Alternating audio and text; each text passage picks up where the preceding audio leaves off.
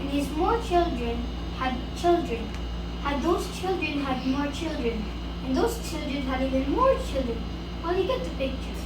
Until there were lots of people on Earth once more. Now back then, everyone spoke exactly the same language, so you didn't need to learn Swahili, Japanese, or anything, because you could say hello to anyone, and they knew what you meant. One day, everyone was talking, and they came up with an idea. Let's build ourselves a beautiful city to live in. It can be our home, and we'll be safe forever and ever. Then they had another idea. And let's build a really tall tower to reach up to heaven.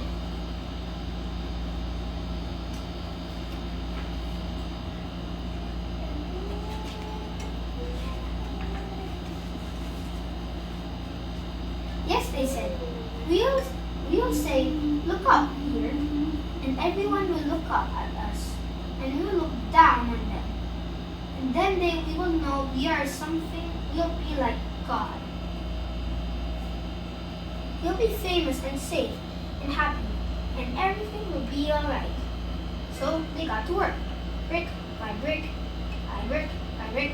The tower grew higher and higher and higher and higher until it soared above the city, touching the sky.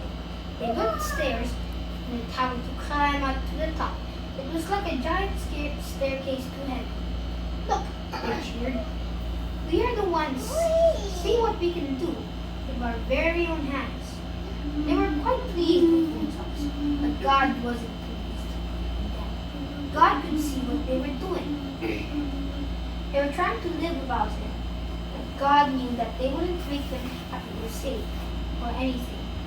If they kept on like this, they would only destroy themselves.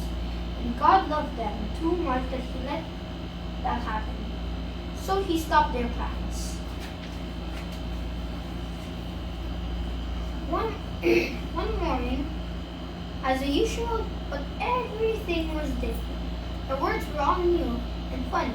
You see, God had given each person a completely different language. Suddenly, no one understood what anyone else was saying. Someone would say, "How do you do?" And everyone would thought they said, "How ugly are you?" It wasn't funny. You could be saying anything. Something nice, something bad, like such a lovely morning. And get a punch in the nose. Because you thought you said, "Hush up, you're boring." You couldn't say anything. Even say pardon to check if you heard right. Because no one understood that word either. It wasn't easy to work together after that. As you can only imagine, people were always quarreling and fighting and getting into dreadful muddle and becoming grumpier and grumpier and grumpier and grumpier until at the last they stopped. They were all too cross to keep on building and just had to stop. After the people scattered all over the world, which is how they ended up in so many different languages this day, you see, God knew however high they reached, however hard they tried, people could never get back to heaven by themselves. People didn't need a staircase, they needed a rescuer, a rescue. Because the way back to heaven wasn't a staircase, it was a person. People could never reach up to heaven, so heaven would have to come up down to get them. And one day,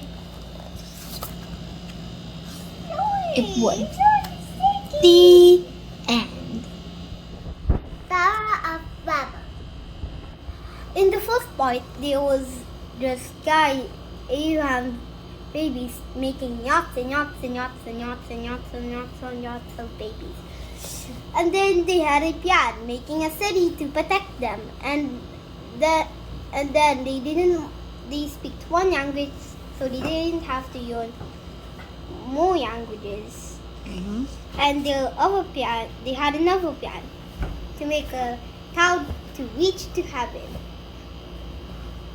They think they will be famous and they would be good.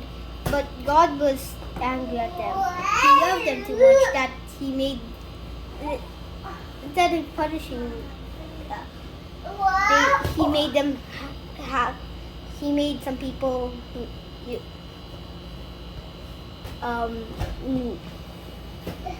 not speak English, like other languages.